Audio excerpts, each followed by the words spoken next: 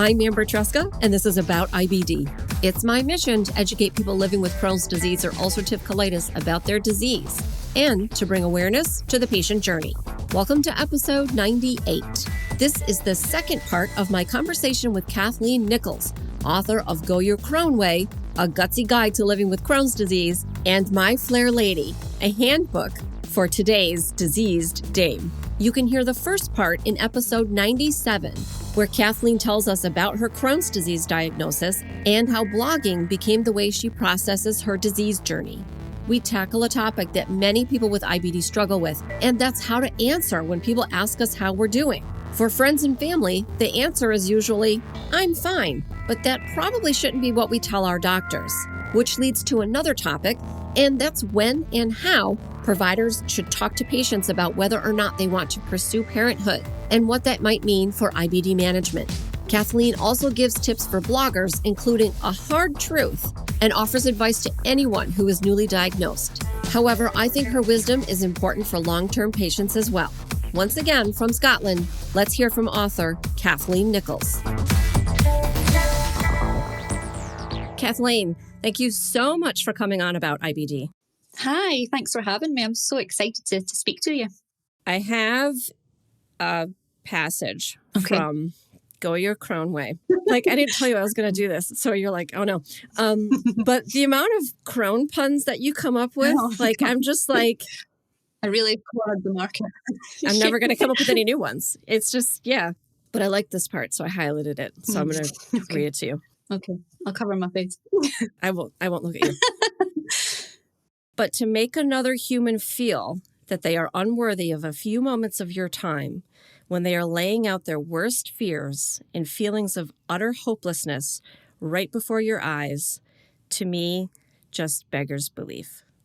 Here's something that I often think about, and I think about in terms of the patient experience and then having our healthcare providers understand more deeply about the patient experience.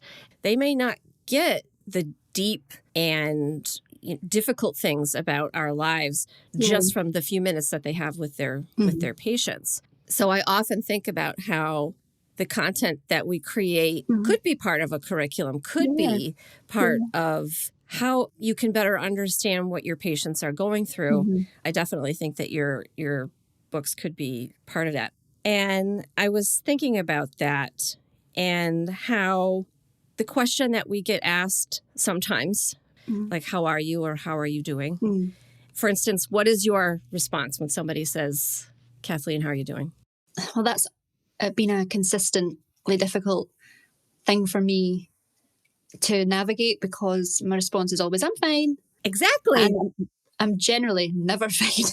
No, I know. That's what I'm saying. So it's so backwards because it's also frustrating for people who do know you because they know you're not fine. And all my friends will say, what's the real answer? Because I can, even sometimes by looking at me, they know I'm not fine. But so now I still am guilty of saying that occasionally. I think I pick and choose who I'm sharing information with. So, and sometimes you just don't want to talk about it as well. So it's easier just to say I'm fine, or maybe I'll give an abridged version of I'm just having a bad day, or I'll sometimes say I'm just having a bad Crohn's day, or but yeah, I think there's levels of it that as patients we know it's like a traffic light system. I don't know what you could call it in America. So if it's red, then I'll tell people that I'm really not fine. I need to go to the doctor. I need to do something. I need to take the day off. But generally, when it's green or amber, I'll just either say I'm fine or I'll say I'm just having a bad day, or a couple of days I'll be feeling a bit better, or I'm just struggling today. But I think I'm still quite bad at not sharing as much as I really should. But sometimes it's just exhausting even talking about it. So I think it's more preserve my own exhaustion, because sometimes the full amount of energy is spent on just making it through the day. Because for me, the fatigue thing is the worst at the moment for symptom-wise. So sometimes, I just don't even have the energy to express it. I've given you a really, really long answer to a really short question. So you can see where I usually go wrong. But usually I say I'm fine, even when I'm not.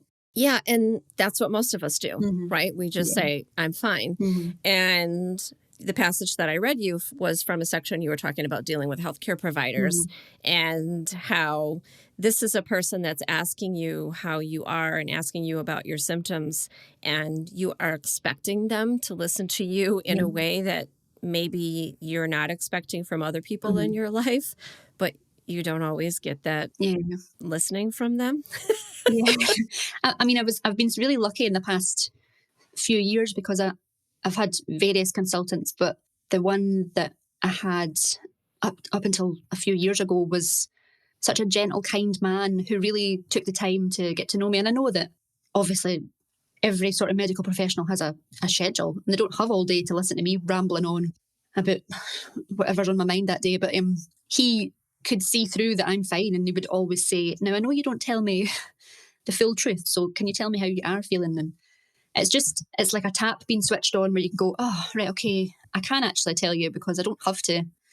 And it is really bonkers to even want to conceal how you feel to the person that's meant to help you feel better. So I've never quite understood why I do that or anyone does that. But yeah, it's almost like I don't want to be a burden on anybody at all, even if it is the person that's meant to help me in the first place. But recently I've had difficulty in terms of, I think it's my age, because everybody now assumes that I should be a baby making machine, and if I don't, I'm running out of time. So and obviously that's out the window at the minute because I'm again heartbroken. But so the last consultant I had seemed obsessed with me having a baby, and now's the best time to have a baby, and was constantly telling me about how it would affect my treatment and so on, and it's never something I've even raised with her. So it was another kind of hurdle of, why is this now a conversation? Why should it even be a conversation until I bring it up? So I think but again, I think maybe the issue lies with me not putting my foot down and understanding that it's okay, that it's a two-way street, and I don't have to go along with whatever this professional tells me to do, or how the conversation should go. So I've tried to politely swerve to the bowels and whatever else is going on at the time, rather than something it's a waste of time. It's a waste of time for both of us to discuss something that's kind of irrelevant to my life. So yeah, it's been a mixed bag of doctors and nurses, but on the whole, my experiences have been great. And I have had, and especially in Scotland, we have quite wonderful dedicated IBD teams. We have IBD nurses. I don't know how it is elsewhere, but obviously if we can't get a hold of a consultant and we need just some advice, or we're worried about something, we can call these nurses anytime. And they're so knowledgeable and friendly. And more recently, especially in Scotland, there's been a lot more focus on the mental health aspects of IBDs, which is amazing for me. So you feel you can talk to them about absolutely anything, even if it's not, how's your stool? Or whatever the usual question is. Because there's so much to it that's not just physical. So it's nice that that's been looked at in some other way as well. Yeah, the IBD nurses are not as common here in the States. Mm-hmm. I think some of the big IBD centers have them, but it's definitely more common for you guys in the UK.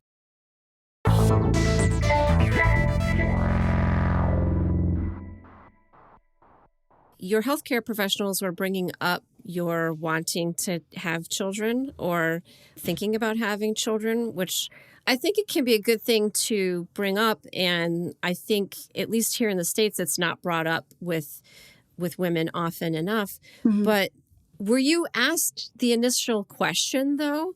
Like, is this something that you want to discuss? Or do they just start talking at you about it? I would say they just started talking about it.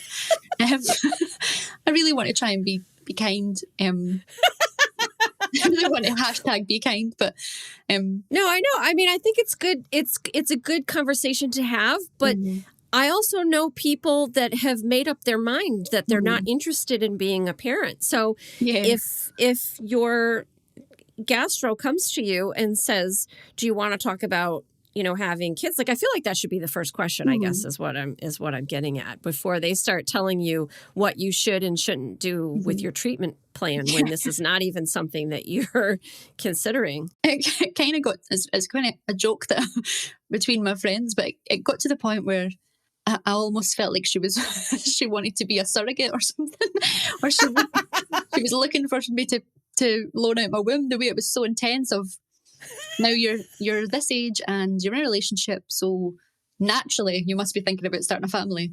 And I would kind of go, oh, and then I would get so uncomfortable that I would eventually just go, yeah, okay. I mean, yeah. I think at one point I even said, well, I'll talk about it tonight, as if I was going to go home and say, my gastro told me that we should start a family. And then he'd say, yeah, and then we'd step off through a field while I was heavily pregnant. But yeah, it got so uncomfortable that I thought, well, why is this so pushy? I don't know. So maybe there's something. Maybe I give off some vibe of desperation, withered in womb. But yeah, I totally agree with you, and that's how I feel. That it should be, the question should be asked, and if the question is not responded to in a positive way, then it should be discounted and moved on. But and I've raised the baby question with my previous consultant, because when I started usikinumab, I had asked, what are the side effects? What would happen if this and that? And he just calmly told me, like he did with every other scenario, but I never raised it again. And he never raised it again. So I don't know. But I think this is a really great conversation to have, because I am a person, as co-founder of IBD Moms, who is often pushing physicians to raise that question with their patients. So it's your fault. And then it is totally my fault. But to hear your side of it. Mm-hmm. And so we also need to consider that when people are not ready or have decided already that they don't want to have children, or it's far away, or their situation is complicated, like we need to take that into account as well. I suppose I didn't think about it from what you'd said, of almost as a preemptive to avoid any dangerous situations if someone fell pregnant while they were. Yeah, so I suppose I hadn't thought about that, because I'm very, very sensible. But yeah, there is absolutely that side of it as well. So I think for me, it just got to a point where it was almost it was frustrating, because I thought I'm here to talk about this, and then it would put me off track, because I still, even after a long, long time, I still get quite nervous going in to speak to doctors, especially if I'm feeling particularly unwell and worried about what it might be, or I've already thought about 500 things that could go wrong. So I think to be taken off track that quickly, it all throws me every time. So, but yeah, it absolutely should be spoken about. So I take it all back. And I'll just learn to be more patient and kind. No. I appreciate your perspective, because it should be a conversation. But I think that the conversation should start with, what are your plans? And then if you say, I have no plans, then it should be moving on to the next question, which is, how many times do you go to the bathroom every day, right? So, that should all be How considered. much water do you drink? No, I can say. Oh my gosh, thank goodness I have never been asked that question, because I would fail. I already fail at the first question. They ask me how many times I go to the bathroom every day, and I'm like, I don't know, I don't count. And then they get mad. Do you have any advice for people who are starting out on their writing journey, or thinking about writing about their disease or about something else?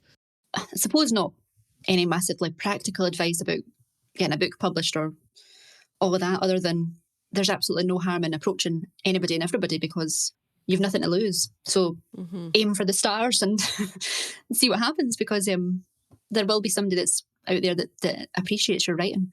And I think just don't try and emulate anybody else or any other style of writing. Just write what you feel. I'm trying to roundabout around, write from the heart, but that's what what I basically mean.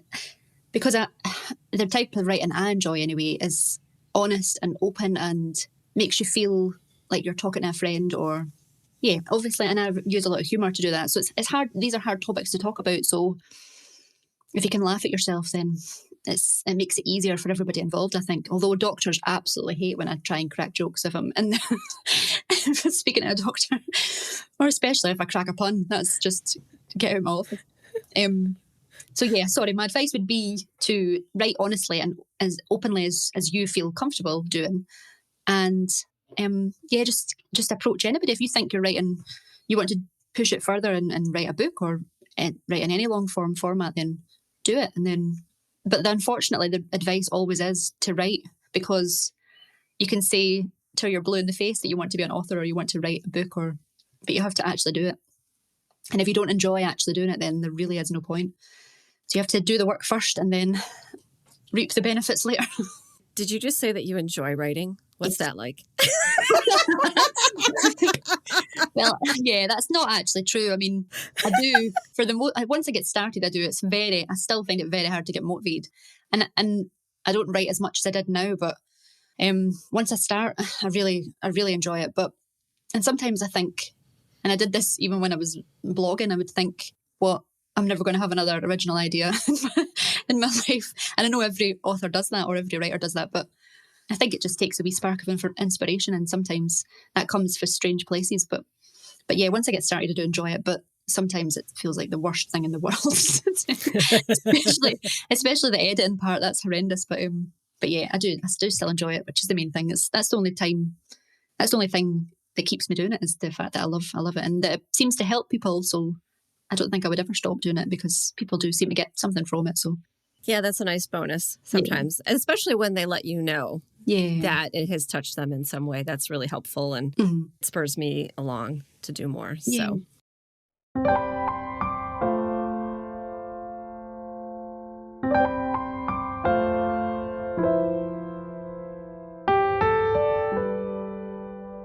Kathleen, I've never been to your country. Okay. Come on over. It's on my list. Oh, good. But I want to ask you, though, I've looked this question up, and the answer that I found was so dumb. But I was trying to understand what might be the best time of year to come to Scotland. And I know, right? You're laughing, because when I looked this up, the answer is usually whenever. It doesn't matter. Come whenever. And I'm like, well, that's not right. So I want to ask you, what is a good time, first of all? And then second of all, what are the things that we should see while we're there? Because, obviously only having maybe like a week or even less, what would be some high points? Well, in terms of I'm just looking at the window now, and it's an absolute monsoon. So in terms of when to come, if you're looking for good weather, there really is no good time. I don't want to say summer, because we don't really have a summer, but usually we get a few good days in maybe July, August time. Last year, unfortunately, during the pandemic, it was absolutely scorching in July time when we were all locked indoors. But yeah, I suppose we would always suggest August for the festival. We have a huge arts festival here. Everybody loves to come there. We get massive tourists coming in August. But if you want to see castles and all of that, then you can come any time of the year. I would say probably maybe September time, when it's still you're not going to get hypothermia, but you'll still be able to see everything without a kind of mist around everything. If you go to Skye, there's some beautiful castles on Skye, beautiful sights to see in Skye. So up in the Highlands is absolutely gorgeous if you want a kind of authentic experience. And then you could come to Edinburgh and Glasgow and see what it's like to be knocked out after a pint. No, I'm sorry to my people. Yeah, it depends what you're looking for, I suppose. But yeah, I would say it's good to do a bit of both if you're coming for a couple of weeks. And you can come and visit me and meet my cat and drink some water with me. Well, I don't know about that last part. That's not really selling it for me. Okay. I have one more thing. I have to show you something. I'm trying to figure out how I'm going to show you, because I didn't plan on doing this. Ooh. Okay. This is going to make for good. This is going to make for a good podcast. You're fiddling under the desk. I'm worried. I am. I'm removing clothing is what I'm doing. Oh, I didn't know that was part of the process. I know, right? I'm not shaved. I don't know if I can do this. Okay, wait. Come on. Wait. I'm trying to get my leg up. So, oh, wow. Oh, wow. It's a Prince tattoo. I love it. Oh. Yeah. So I have the love sign on the inside of my right ankle. And so I actually got it a couple months after he passed. Oh. And so I think I knew that you were a Prince fan, but then I think I forgot. I think I talk about David Bowie a bit more. I'm a huge Bowie fan, but yeah, I love Prince and Bowie. Yes, you mentioned David Bowie about 5,000 times in your books. So, No. do you have a favorite album? Do you have a favorite song? I don't think I have a favourite album specifically. I like a lot of the earlier stuff. But it depends. It's like David Bowie. There's so many different eras. So Yeah. you can really use your mood to decide what era you're going to listen to. So sometimes if I really want to dance around the flat, I'll listen to a really long-winded song where he goes on a guitar solo for about 5 years. Or there's a song that's got my name in it, which I love for selfish reasons. Starfish and Coffee has got my name in it, which you never get a song with my name in it unless it's a really crass Scottish song. Yeah, I don't have a favourite album, but I just love the whole back catalogue, and I'll always love David Bowie and Prince, and I'm so sad they're gone. I was genuinely took a day off when David Bowie died. I couldn't believe it. It was like losing a limb, which I know sounds ridiculous, but if you've been a fan of someone for so long, it was heartbreaking. And so unexpected as well, I think. Same with Prince. But yeah, I'm so excited to see your tattoo. I've never had the courage to get a tattoo yet, but maybe one day. I was going to get a wee Bowie one on my hip, but I don't know. I think you should do it. I totally think you should do it. It is bizarre to talk about because it does sound really weird to be so enamored and feel so close to someone that you've never met, that they're a celebrity and whatever. But honestly, Prince dying was just so awful. And David Bowie the same. I had friends that were absolutely devastated by his death as well. And I'll tell you what else too. Like you were talking about getting on your hip. I don't know how often you show your hip in public, but not in Scotland. Not in Scotland. But whenever I'm out and my tattoo is visible, occasionally someone will see it and it'll start a conversation. Yay. Oh, that's nice. And that was, never something that I would have thought.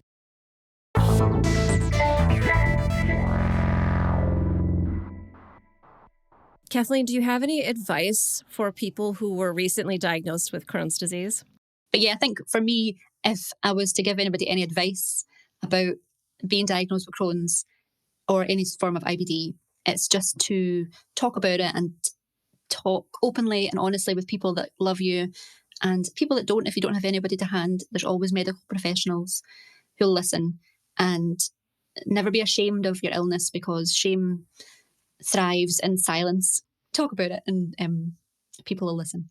Kathleen, thank you so much for coming on about IBD. Thank you so much for your work, for your books. I've truly enjoyed them. I feel like I know you, which is probably weird for you, but I do. Nice. So I'm glad you think it's nice and not, creepy. But let's go through your social media so that everyone can follow you and watch your videos and enjoy all of your puns. Okay, I'm on Twitter and Instagram, and it's at KathFantastic with a K, not a C, for everyone who thinks my name's Catherine. It's Kathleen. I'm on Facebook at Kathleen Nicholls Author, I think, and I've got a blog page on Facebook called Chronological Order. That was the name of it, like my initial blog many years ago, and I still try and keep that up. I think that's it. Yeah.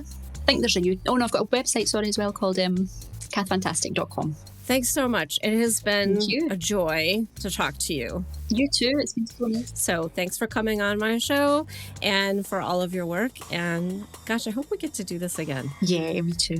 Thank you so much for your podcast. It's such an amazing resource for people with IBD, and I hope you keep it up for many years to come and have me back on many times. Hey, super listener. Thanks to Kathleen Nicholls for sharing her journey with us. You can purchase Go Your Crohn Way and My Flair Lady, both in print and as an ebook. You can also follow Kathleen on Instagram and Twitter as KathFantastic, as well as on YouTube and on her blog, KathFantastic.com. As always, I will put these links in the show notes and on my episode 98 page on AboutIBD.com. You can follow me across all social media as About IBD. I'm an independent journalist, so I rely on the community to spread the word about my work. You can help by rating and reviewing About IBD in your favorite podcast app, or by liking and sharing my social media posts. Thanks for listening, and remember, until next time, I want you to know more about IBD. About IBD is a production of Mal and Tal Enterprises. It is written, produced, and directed by me, Amber Tresca. Mix and sound design is by Mac Cooney. Theme music is from Cooney Studio. I'm a professional author who drinks water, for God's sake. Drinks water. I don't have time for this. Yeah. And can go like a whole 45 minutes without swearing. It's just, you're a goddess.